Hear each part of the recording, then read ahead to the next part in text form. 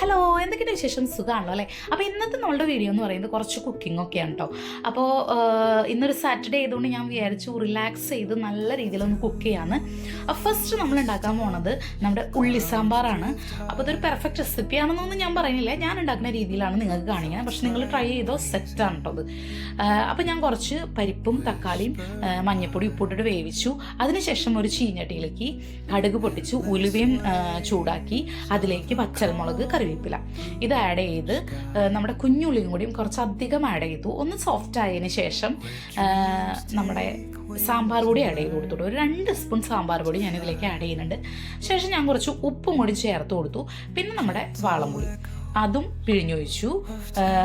അങ്ങനെ ആ മിക്സ് ഒന്ന് തിളച്ച് വെന്ത് വന്നതിന് ശേഷം ഞാൻ ആ പരിപ്പ് നമ്മൾ വേവിച്ച് വെച്ചാണ് മിക്സ് ഉണ്ടല്ലോ അതും കൂടി ചേർത്ത് ചൂടാക്കി തിളപ്പിച്ചെടുത്തു. അങ്ങനെ നല്ല ഉള്ളി സാമ്പാർ സെറ്റായിട്ട് പെട്ടെന്ന് ഉണ്ടാക്കാം കേട്ടോ. കുറച്ച് മല്ലിയിലയും കൂടി ചേർത്താൽ നല്ല അടിപൊളിയായിരുന്നു. എൻ്റെ കയ്യിൽ ഉണ്ടാവാത്തതുകൊണ്ട് ഞാൻ ചേർത്തില്ല. അടുത്തത് നമ്മൾ ഉണ്ടാക്കാൻ പോകുന്നത് നല്ല മീൻ തലക്കറിയാണ്. നമ്മുടെ മോതയുടെ തല ഇരിക്കുന്നുണ്ടായിരുന്നു, മോതമീൻ്റെ. അപ്പം അത് കുറച്ച് ഇഞ്ചിയും പച്ചമുളകും വെളുത്തുള്ളിയും ഇതൊന്ന് ചതച്ചെടുത്തു മിക്സിയിൽ. ശേഷം ഞാൻ ഉള്ളി അരിഞ്ഞ് റെഡിയാക്കി വെച്ചു. അതിനുശേഷം കുറച്ച് തക്കാളിയും മഞ്ഞൾപ്പൊടിയും മുളക് പൊടിയും ലേശം വെള്ളം കൂടി ചേർത്ത് നല്ല മിക്സ് നല്ല പേസ്റ്റാക്കി അരച്ചെടുത്തു കേട്ടോ. അതിനുശേഷം നമ്മുടെ ചട്ടി അവിടെ ചൂടായിട്ടിരിക്കുന്നുണ്ടായിരുന്നു. അപ്പോൾ അതിലേക്ക് നല്ല വെളിച്ചെണ്ണ ഞാൻ ചേർത്ത് കൊടുത്തു. ശേഷം ഞാൻ കടുകും ഉലുവയും തളിച്ചു. അതിലേക്ക് നമ്മുടെ ചതച്ച് വെച്ചാണ് ഇഞ്ചി പച്ചമുളക് വെളുത്തുള്ളി ഇതിൻ്റെ മിക്സും ചേർത്ത് ചൂടായതിന് ശേഷം നമ്മുടെ കറിവേപ്പില ആഡ് ചെയ്ത് കൊടുത്തു. അതിനുശേഷം നമ്മുടെ ഉള്ളി ചേർത്ത് കൊടുത്തു. ഇതെൻ്റെ റെസിപ്പി അല്ല കേട്ടോ, ഞാൻ യൂട്യൂബിൽ നിന്ന് കോപ്പി അടിച്ചതാണ്. കാരണം നമ്മുടെ നാട്ടിൽ ഈ എന്താ പറയുക, കടുക് പൊട്ടിച്ചിട്ട് മീൻകറി വെക്കാറില്ല കേട്ടോ. പക്ഷെ നല്ല അടിപൊളിയായിരുന്നു. ആരുടെ ആയാലും ഏത് നാട്ടിലെ ആയാലും എനിക്കിഷ്ടമായി, നല്ലതായിരുന്നു. ശേഷം നല്ല ഉപ്പും ചേർത്ത് അതിലേക്ക് നമ്മൾ തക്കാളി അരച്ച് വെച്ച പേസ്റ്റ് ഉണ്ടല്ലോ അതും ചേർത്ത് കൊടുത്ത് അതൊന്ന് എണ്ണ തെളിഞ്ഞതിന് ശേഷം നമ്മൾ കുറച്ച് വെള്ളം കൂടി ചേർത്ത് കൊടുത്തു.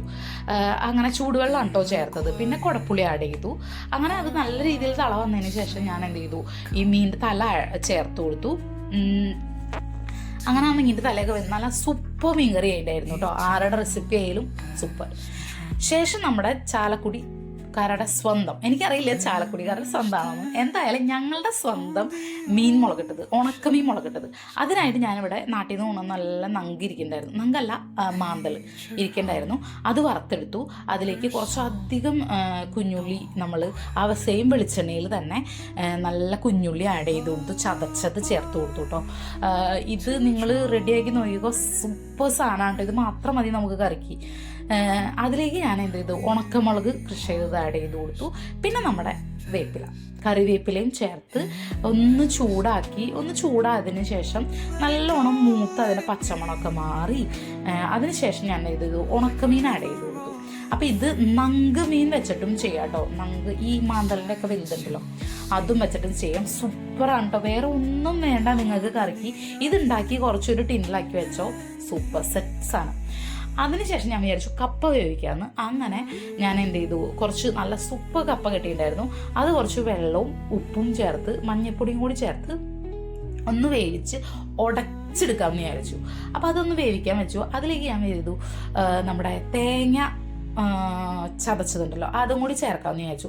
അപ്പോൾ തേങ്ങയും കുറച്ച് കുഞ്ഞുള്ളിയും പിന്നെ നല്ല നാടൻ പച്ചമുളകും കറിവേപ്പില ഞാൻ ഇതിൽ ചേർത്തിട്ടുണ്ടായിരുന്നു.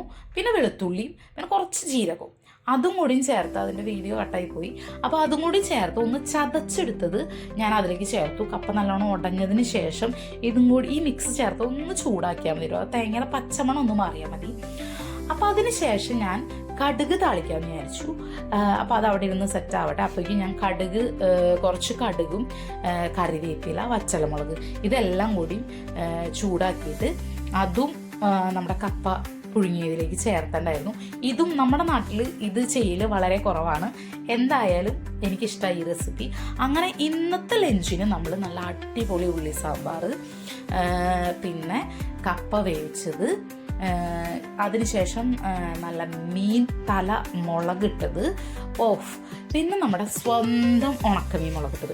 അപ്പോൾ ലഞ്ച് സൂപ്പറായിരുന്നു. എല്ലാവരും ഒന്ന് സബ്സ്ക്രൈബ്